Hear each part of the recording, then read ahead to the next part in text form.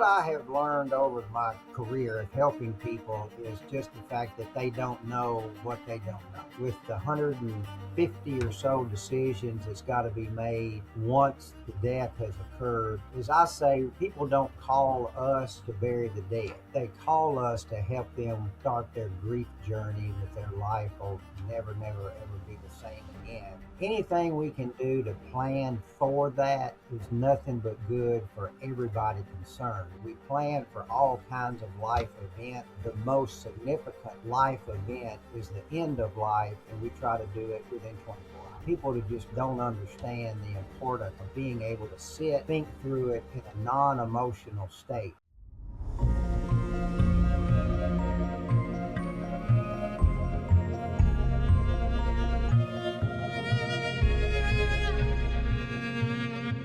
Today, I have a great guest with me. He's become a lifelong friend. We've worked very closely together here at the museum from time to time. I'd love to welcome Bob Arrington, who is a spokesperson for the National Funeral Directors Association, otherwise known as NFDA, and is also the past president of the association, and currently sits on the board for the National Museum of Funeral History. Bob, welcome, and thanks for joining. Thank you, Genevieve. Anytime I can have conversation with you is a good day for me. So, and as the museum says, any day above ground's a good day, especially visiting with you. So I look forward to it. Thanks for having me.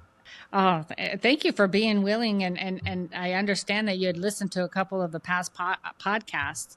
And Yes. Because of you listening to the podcast, it kind of like got your wheels turning and said, there's more that we can talk about. There's more that we can elaborate on and really try to bring more information to our listeners to help them through some of life's most difficult times, correct?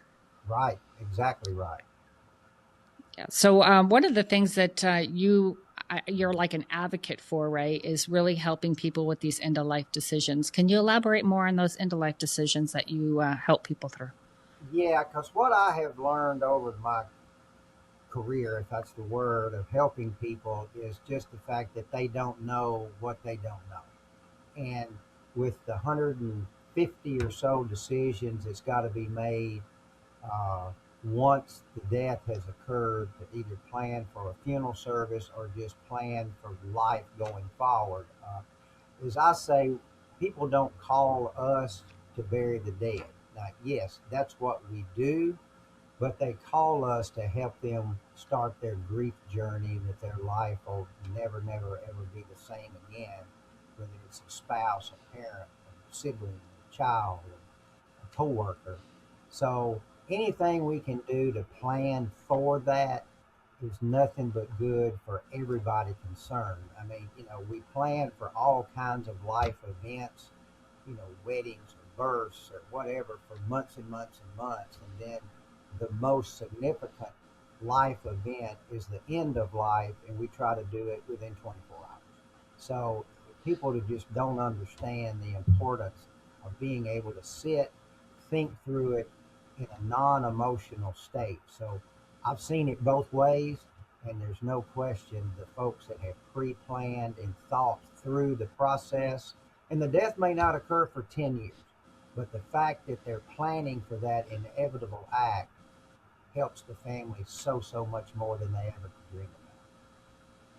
Yeah. And, when I'm sitting here listening to you about that, and I unfortunately have been, experienced death a few times in my own life as well, is that, people get so excited to plan for a wedding. These are events that you get excited for and you're hopeful for, and it's something you want to get engaged in. And when you think about planning for your death, there's no excitement there at all, right? There's no hope there anymore either. So there's this whole new set of emotions that encompass just even the thought of planning for your death. And nobody wants to do that, because obviously to plan for your death means that you're, giving into the fact that I'm going to die. And a lot of people do not like to think of life in that way. It's just the psychological human nature, right? And we're born to survive. We have the survival instinct. So if our innate instinct is to survive and stay alive, why do I want to start thinking about my death? That's right. That's right. But it's like we say, it's going to happen to all of us. And, of course, I know I'm in funeral service, but I've got a file for Judy and I, and, I'll update it every 6 months or so. One, I've buried like three of my pallbearers, so that changes. Or I Mm. get mad at one of them, and I don't want them being a pallbearer. So, but it's the process that, I hope I live a long time, but I want people to at least take time to remember and celebrate what took place. So many of the people that have grief issues are those that do something and they don't have a celebration, they don't have a memorialization. And as I encourage people, you don't have to do it here at the funeral home. You don't even have to do it in a church. Just if you do it in your backyard or do it at the river Mhm. house, but pause somewhere and celebrate this person that lived 86 years and had two kids and got seven grandkids, that life did happen and that life had influence over those that are the family now carrying his or her legacy forward. So it's such an important part of the grief process that people don't realize that they think, well, I don't want to even deal with it. And then they wake up 2 or 3 weeks from now and they go, I think my mother died. So it's an important Mhm. part of life is having that life celebration, funeral service, memorial service that needs to happen for the family to properly start their grief journey. And there's really no timeline when that celebration of life happens. Is that correct? That's Um, correct. Yeah, that's correct. so I remember distinctly. I had a patient that I cared for in the VA hospital, and I remember him passing away, and the family had him cremated, and they were asking me, what could they do as far as memorizing him, because I didn't have a lot of money. And I did distinctly tell him, have a beautiful service at your house. And he loved gardening. So have a Exactly. memorial service in his garden, in That's his right. backyard. And that's exactly what they did. They took his urn and they put it in his garden.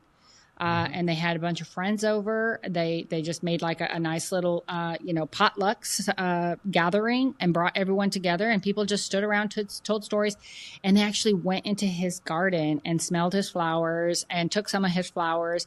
And so it was a really nice celebration of his Oh, life. Just kind of being in what he loved so much. and that's the personal part of being able to do that.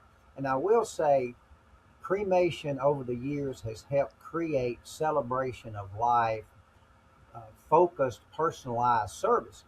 Yes, when we had a funeral, a burial back 20 years ago, it was basically song, scripture, prayer, song, message, funeral, cemetery, and it was all. Hmm. But when cremation came along, and there wasn't a casket or a body present, more and more people wanted to do something personalized.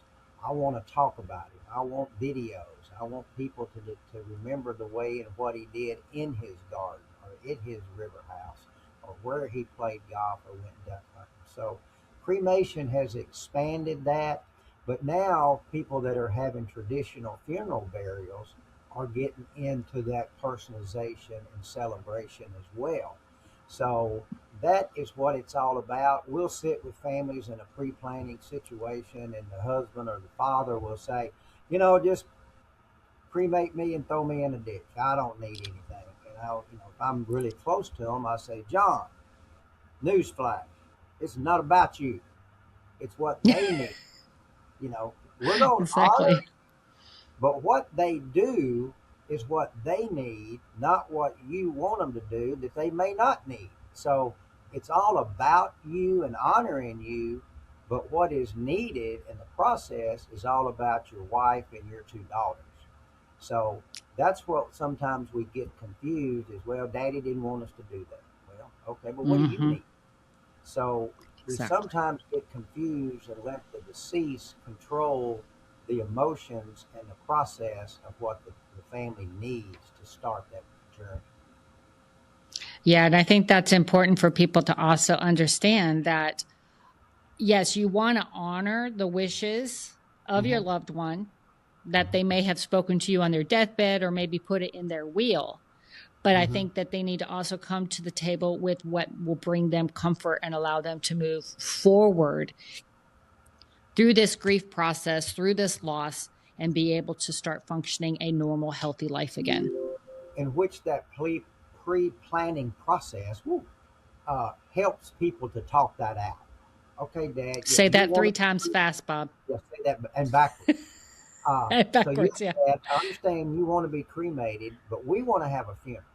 So now, obviously, they have the ceremonial rental type caskets that you can have the body present, have the funeral, and cremation mainly takes the place of the burial. So you're able to have those conversations that, all right, Dad, we're going to honor your wishes, we're going to cremate you, and we're going to scatter you over your favorite fishing hole. We're going to do that. But what we need is we need a visitation and a funeral. So the pre-planning process allows that to happen. Otherwise, there's a death that happens and the family comes in the next morning. Daddy wanted to be cremated. Well, do you want to have the service before or after? Oh, Daddy just wanted to be cremated. Well, you can't have that conversation. So they're trying to honor what he has said, and sometimes it's the detriment to what they need in the process. Very true. And speaking of a rental casket, for our listeners who don't understand what a rental casket is, it's basically an outer container. And the museum now has, I don't know if you had a chance to see it, we did install some nice corner cutaways of what a rental casket looks like and how it functions and what its purpose is. Basically, it is an outer container, kind of like an outline, if you will, of a casket. It's got the 4 sides and the lid, and then basically what you do is you kind of roll the alternative container that the deceased is in, that's going to be cremated in. And so it looks like they're having a casket for the funeral. Again, a funeral is when the body's present. And then you have the funeral, and then they take the alternative container out from the shell, if you will, and cremate the loved one. And then the shell of that casket now, again, has not had a deceased person in it. So I don't want people to think that they're recycling the caskets. They're not. They're just making it a very aesthetically appearing service container for the service for your loved one. Yeah. The cardboard cremation container that the body's actually laying in, and the interiors and all that, is what the end of the casket folds down, and that container with the body in it comes out, and then a new one is put in there for the next deceased. But the usually their wooden shell is reusable, and it's about half the cost. But that way you're able to honor a cremation, but yet the family wants to have a traditional viewing and funeral service. Exactly. I actually had that from my mother. It was actually very beautiful. It looked, you couldn't even tell the difference at all. I mean, my sister had a full casket. We cremated her with her casket and all. Whereas, my mother had the rental casket with the cardboard box, otherwise known as the alternative container, kind of slipped in, and that's what she was cremated with. So, yeah, again, different times. Conversations can happen in the pre-planning time period. It's hard to do that once the death occurred last night, but if you're able to sit down in a pre-planning mode, you're able to show people, and they go, yeah, that's really what I want. Where if the death occurred last night and they've been up 10 or 12, 15 hours, it's hard for them to process some things just because they're mentally unstable. So again, the pre-planning, because there's so many options, and especially cremation and burial now. You've got entombment, mausoleum, all of that with the many options. Pre-planning is the best way to sit down and think through. Yeah, and for people that have never experienced a death, if you're listening, you've never experienced a death, or you've never experienced a death where you are tasked with sitting with the funeral director and making those decisions and planning everything out. If you've never been down that road yet in your life, you'll never understand. I'm a funeral director. I'm in the profession. I eat, live, breathe it. But I can tell you right now, when it came to my mother's death and sitting across the desk from the funeral director, like you said, my mental capacity was not there. Right. I could not really make the sound decisions that need to be made. There were comments that were made to me or questions that were asked, and I had to look left or right to my daughters and say, what did he say? What does he want? Because I was so, Right. I was consumed with my grief, Yes. Right. rightfully so. So And I think thoughts and that's, processes are just running into each other, so it's hard to exactly. And you disseminate want to that. make all the right decisions. And I wanted to make all the right decisions for my mother, and being a funeral director, I think I had just, a little bit of higher standards and expectations that, as people came to visit, that I had to make sure everything was right. And so Right. I really kind of already knew what I wanted from my mom and how it was going to be. So I kind of already pre-planned it in my head. But, when it did happen, I can tell you, I was floundering like a fish out of water. Well, and some of So. the worst conversations or uncomfortable that I've had is like, especially in a sudden, unexpected, tragic death. And we'll say Mhm. the wife and the two kids come in and they said, I don't know what he wanted. I don't know if he wanted to go back to Arkansas and be buried with his parents. I don't know if he wanted to be cremated. So here's what's happening. You've got a grief stricken family, and now they're trying to get inside the mind of the deceased person to try to figure out what he would have wanted. To where, as I Mhm. encourage people, at least talk about it. If you don't want to put pen Right. to paper and finalize it, at least talk about it. But people struggle of trying to figure out what he would have wanted because they didn't want to talk about it. So that's just Mhm. undue emotion and stress onto your family, which becomes kind of a selfish act that, yeah, maybe you don't want to go fill out in your information sheet and pick out your casket, but at least tell people, yes, I want to have a funeral and I want to be carried back to Little Rock and buried next to mother and daddy and my brother. At least give people Mhm. some kind of guidance to where they don't have to try to figure out what the deceased would have wanted. Yeah, exactly. And you talked about the fact that you have 24 to 48 hours to make all these decisions, and it's about 150 questions. And you talked about some of them already, like where do you want to be buried? Do you want to be cremated or buried? And so what are some of the other questions or some of the big questions that you feel end of life planning can help people uh, get answered ahead of time, or if they're going to talk about the hard subject of death? What are some of the hard questions you feel, or some of the most important questions that should be talked about? Well, what we've just kind of mentioned is, you want to be buried or cremated. What's the final resting place, whether it be of your cremated remains or where you want to be buried? We'll have families come in and say, well, Daddy wants to be cremated. And say, okay, what about a service? Well, I don't know. Okay, so what's his final resting place going to be as far as like a container? Well, they look at you like, he just wanted to be cremated. Well, okay, we're gonna provide you some cremated remains. Now, what's your plan? What are you gonna do with them? Because what Hmm. that decision is depends on what type of container, if at all, do you need. If it's going to possibly scatter over his favorite fishing hole, you may not need a $400 urn. If he's going to go into a mausoleum or to be buried, you may not need an urn at all. If you're going to keep him in the library and the office where he worked, then you might want a different type. So all of those things you need to think through, and most people that they haven't thought through it, they can't answer that question at the time they're making arrangements, which is okay, Mm-hmm. but it's just one of those steps that, well, we hadn't really thought about that. That pre-planning could have brought all of that out. And then, if you're going to be buried, who you want your pallbearers to be? If you want like a eulogy and you want one of your college buddies to speak, who do you want that to be? Do you want one of your grandkids to speak? If you do, who do you want that to be?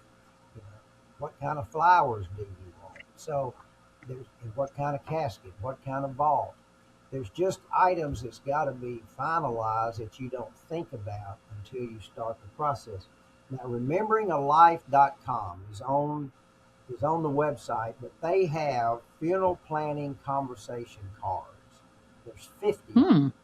that will walk you through those kind of questions, just like we have just talked about. which helps you understand, but you would never think about what those questions would be.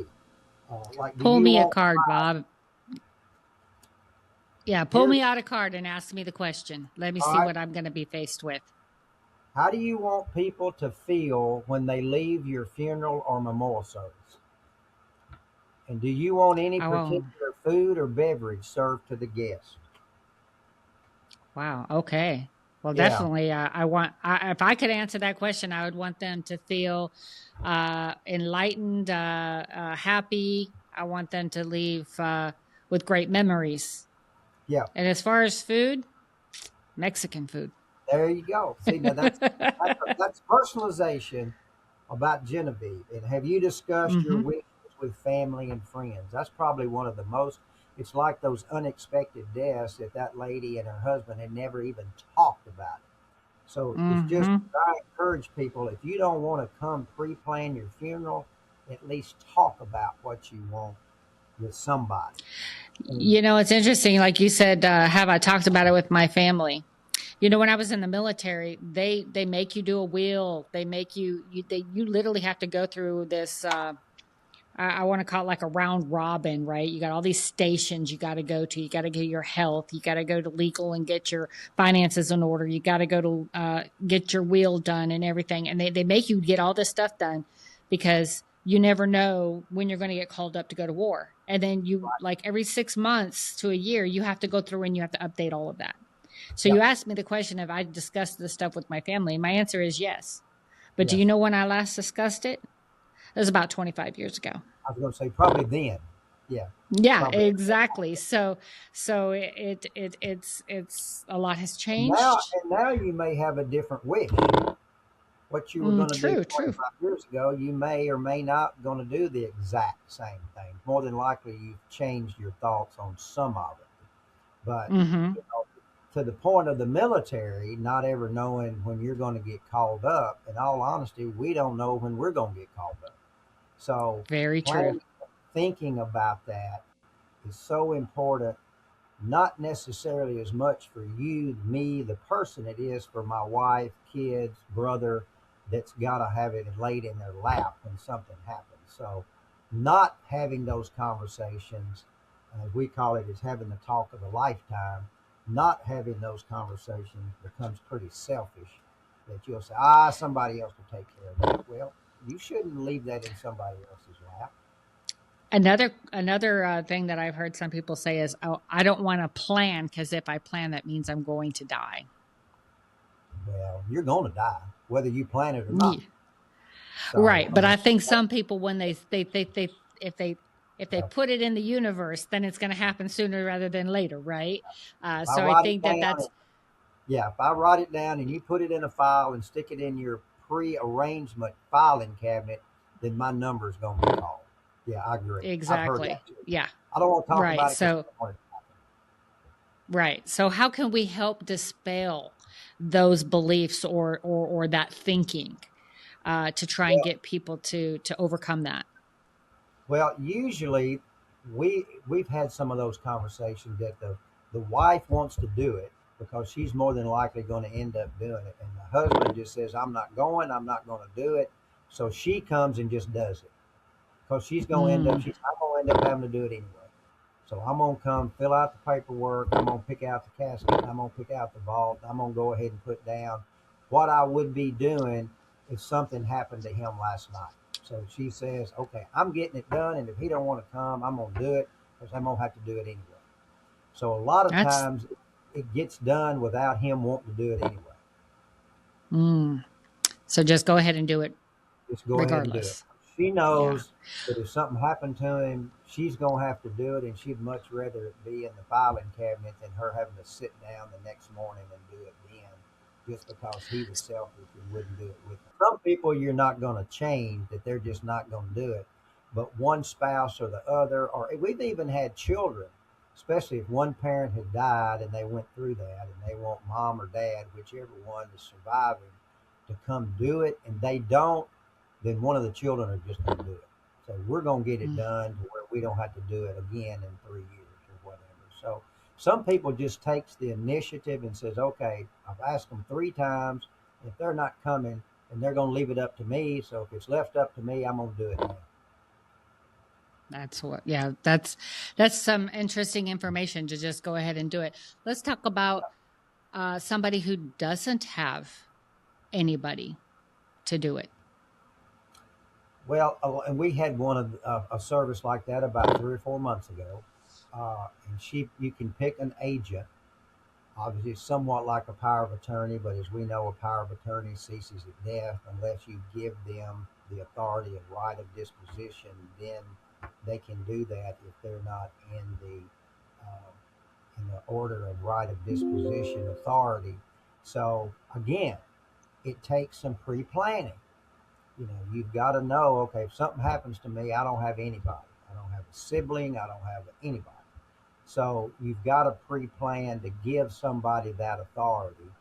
And most of the time, in those cases that we've had, the person comes in and makes their own funeral arrangements, but gives Sally or Fred or whoever the authority to act as that agent to sign the cemetery paperwork or do whatever. But again, that is a tremendous situation that's got to be pre-planned. Because otherwise, you get tied up in the courts. You've got to get a court order to be able to do anything. So that no doubt extends all of the difficulties and the timeline if there's nobody planned to be able to handle the right of disposition. So everything you've been talking about, as far as obviously pre-planning with your family, is done at the funeral home. But I don't have any family, and I need to designate somebody to take care of me after I'm gone. Do I have to have a lawyer involved, or can all of this be taken care of at the funeral home? It can be your neighbor. Yeah, the funeral director can do just a simple, I hereby, Bob Arrington, appoint Fred Jones to be my agent and make my final disposition decisions, period. And it can be So you can that just write it simple. down on a piece of paper, put it on You don't file have with to your local funeral notarize, director. and yeah, that it just appoint. It doesn't have to be a lawyer involved. It's just got to be somebody appointed by the, we'll call it at this time, the deceased, that has the right. I'm sorry, does that form have to be notarized? Yeah, it would have to be Yes, notarized okay. by the deceased person that's given the authority to the agent. Okay. So then I could basically, uh, in this scenario, I can go with my neighbor. Say I'm going to appoint my neighbor to be my person to speak on my behalf and take care of my remains after I've died. Right. Go to my local bank with my neighbor, have them notarize this statement that I wrote on a piece of paper, designating him, and then do I give that copy to him, or or do I need to bring it to my local funeral director, or do I put it in a file? Both. It needs to definitely be with the funeral director. The funeral director needs the original copy, so when something happens and they pull that file 2 years from now, okay, here's where Genevieve on March the 10th of 2027 or whatever appointed Fred Jones. So that's who the funeral home would contact. Okay. So now can I go and start a file with my local funeral home with what I would consider important documents without actually starting any financial obligations towards my funeral? Absolutely.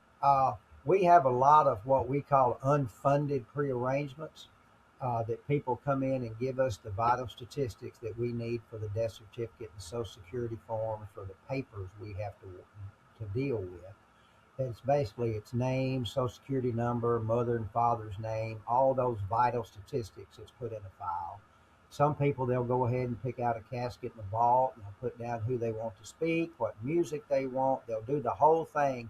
They just don't fund it because they've got either a life insurance policy designated to fund it or they've got cash in a CD designated. So there's many people that do unfunded prearrangements. Because just because you prearrange doesn't mean you have to pay for it. Now, some people want to go ahead and pay for it. That way, the whole process is done. The price is frozen. In other words, if you paid for 2026 services and the death occurred in 2036, the family doesn't pay any more money, even though during that 10 years the funeral prices have increased. But once you've paid for it, there is no other additional charges. So some people want to do that, others don't. It's all about personal situation and what's best personally, pay for it or not. But still, the information's not going to change. Mother and daddy's name's not changing, social security number's not changing. So they want to do as much as they can, put this document in the file, and then that way, basically, all that's got to happen is set a funeral time. Let's say I go to my local funeral home and I initiate an unpaid file with you. And then things happen in my life 10 years down the road. Things happen and I move to a whole nother state. Can I come in and say, hey, I'm moving. Can I take my file with me to a local funeral home there? Absolutely. And even if you, let's say you funded it with Arrington Funeral Directors, and in 10 years you moved to Florida to retire, and something happened, that's your money. So, like ours, we put with a pre-need insurance company. So, if ABC Funeral Home in Miami, Florida, actually serviced your funeral, the pre-need insurance company where your money was placed would pay that funeral home in Florida. Now, they may Mm. not guarantee the prices like we did, but that money would transfer to any funeral home that serves your family and provides your service. So they are transferable. Uh, it's like if somebody died in Illinois and they moved here, and a funeral home in Illinois guaranteed the prices 10 years ago. I may not can guarantee those prices, but that money is obviously good here that you paid 10 years ago. So it is transferable. Transferable with no guarantee on cost. Correct. Good information to know. That is a wealth of knowledge. Yeah. So when I'm sitting here talking, you and I are both funeral directors. So a lot of people are like, oh, I don't want to pre-plan. It's time consuming, or I don't have any money right now. So as you guys can see, you don't have to have money to pre-plan. End of No. life decisions are very important. There are a lot of decisions to be made in a very short amount of time. And at the end of the day, you're helping the funeral director help your family and help you. That's all it is. We're just saying, that you're going to need our services one day. Yeah. You're going to need us to help you and help your family. That is set in stone. Well, and the funeral, somebody is going to give the funeral director this information.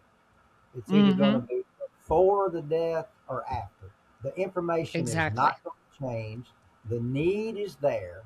So you can either do it now or you can wait 10 years or 7 years or whenever the death occurs and have to come up with all that information in a matter of an hour or two.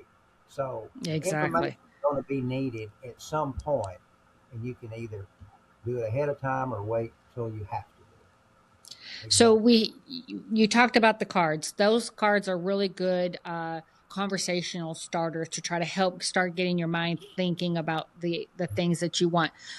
Are there like maybe like journals or a website or something that might have the form, or a way that I can obtain the forms to start filling it all out I ahead would of time say in the you could comfort of my go. home? Yes, I would say you could go. I know you could, like for Arrington Funeral Director's website, but I would say, a funeral home, say in Houston, that you would choose, or somebody in Tulsa, more than likely, there's a pre-planning tab on that funeral home website that you can send that information digitally to the funeral home. Then, should you want to follow up with the funeral home and pick out a casket and pay for it. But the information that we're talking about, legal name, social security number, mother, father's name, you can do that digitally on most every funeral home website anywhere. And if I can't do it digitally or don't want to do it digitally because I don't want to put that information in a digital format, can I print out a form and write it all down and then hand carry it down to my local funeral director? Right. You could probably Yeah. print that form out blank. I know we have our information sheet that we take in a digital format that we can just email it to the family, and like you say, they can print and fill it out by hand and bring it to us. So I think it's wise, or a really good takeaway. I think in our podcast here today, Bob, is your local funeral director is your friend, Absolutely. and I think it's important that if you don't feel comfortable walking into your local funeral home, at least call them and say, "Hey, I want to start kicking around the idea of what it would look like for my funeral, or I want to start planning for my parents' funeral. I know it's too hard for them right now, but I really kind of want to get the ball rolling." Your funeral director is your friend, and That'd it's be the better to make friends before you have that'd to. be the best step you could take. One is decide on who you want to help you through the process. And like Genevieve said, reach out and say, I'd at least want to fill out the vital statistic information and get that put in a file to at least start my thought process now and not when I have to. And you also made something very important fact, or something that you pointed out early on in the conversation, was that you yourself had to make changes. So changes can be made along the way as life Absolutely. changes. Yeah. And we'll have Yeah. people that'll come in here every so often and they've heard a new song and they'll bring a CD and say, hey, put this in my file. Or they liable to call and say, hey, instead of having the funeral at the church, I think I'd rather have it at the funeral home because I like the feeling. So, yes, it becomes a work in process that many times people make adjustments to along the way. Oh, that's really good to know. That things are final. The most constant thing in life is change, That's it. and you can change you can change That's your it. funeral plan along the way as life Yeah. sees fit. Yeah, Yeah. so that's I've amazing. changed mine So many times, especially on the music side. I I'm like pretty sure that. I would do the same. And the pallbearer side. So yes, it changes as your thoughts change and you see something that you might like you didn't know about 2 years ago. But yes, Hmm. I kind of look at it different because I'm in it, but I want a really, really good funeral. So Hmm. that's what I'm kind of plan for. And in all honesty, we all would like to have a nice remembrance of ourselves, whether we want to admit it or we say, don't pay any attention to me. But deep down, we hope we've had some kind of impact and influence on people that they will at least take 30 or 45 minutes to remember. Yeah, I always say it is your final party. It's your That's it. going away party. And what do you want it to look like? That's How do you exactly want it to speak about you? that's You know? exactly yes, Hmm. exactly. Every So, life deserves to be remembered and celebrated in whatever way, but every life deserves that. and no matter how long that life was lived, whether it's 2 minutes Right. or it's 100 years, That's right. anytime in between, it all deserves to be recognized. You're correct. Absolutely. Absolutely. Yeah. So plan for it. Exactly right. So talk about again where some of these resources might lie for our listeners, to one, get the cards, the deck of cards that you talked about, get There some of is the a website. forms. It's called Remembering a Life, and they've got like 3 to 4 maybe packs of cards. They've got a lot of resources. They've got some brochures and booklets, but that's a website from the National Funeral Directors Association that's really directed at remembering a life, whether it be pre-planning, during. They even have some grief journey cards that are used following the funeral to help people through that grief journey, as I mentioned before. But that would be the first place I would go, is remembering a life. And then also there's a lot of funeral homes. I know we have some resources and a lot of funeral homes do, but I do know remembering a life has a multitude of resources for remembering a life. So as you can see, that the National Funeral Directors Association is not just for the funeral directors and the Right. profession; it's also resources for That's right. our customers, our clients, Right. the people who need this information. That That's right. really we're just a pass through, right? We're a pass through Right. of the information. So That's yeah, exactly right. We're just trying to and give I them the always exactly, and I always say that information is the best thing that you could have during a time where you have absolutely no knowledge or no control over. That's right. Exactly Yeah. right. So, Exactly So do you have any parting words or any inspirational, things that you want to leave the listeners that you feel is something that they should walk away with? Really, just to kind of to wrap up what we've talked about, every life deserves to be celebrated, no matter, like you say, what that life involved, because it's affected, if nobody else, it affected the family in a great, great way.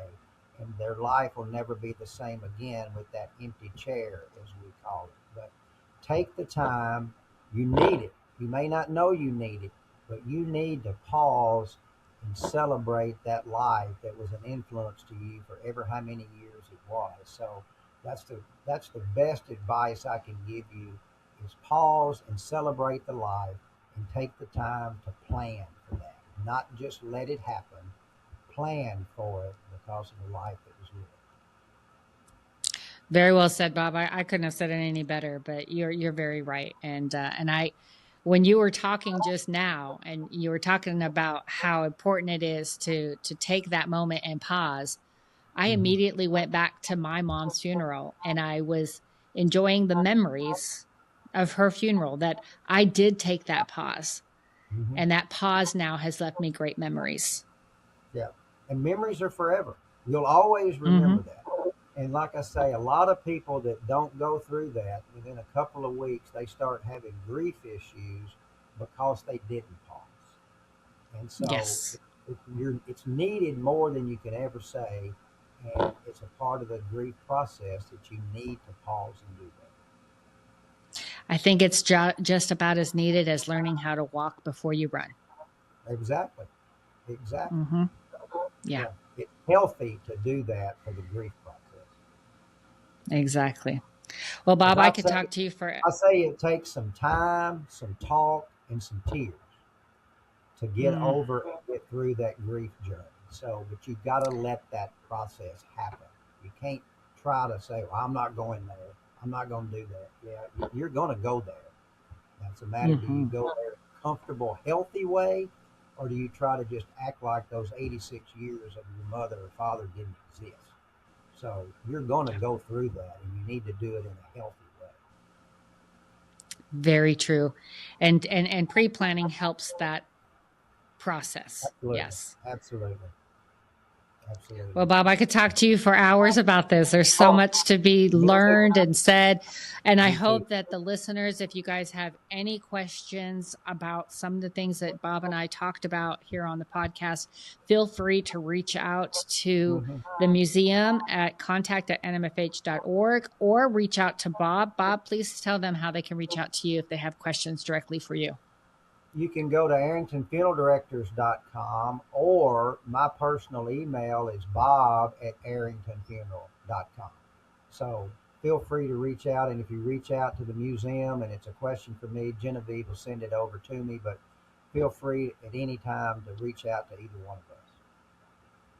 Yes, we want to be a resource for all of our listeners going through or planning or knowing that one day it will happen. We are here Right. for you. Again, Bob, thank you so much for joining me, and look forward to seeing you here in a couple months. Absolutely. It's always a pleasure. Thanks, Genevieve, for Th- inviting me. All right. Thank See you you. soon.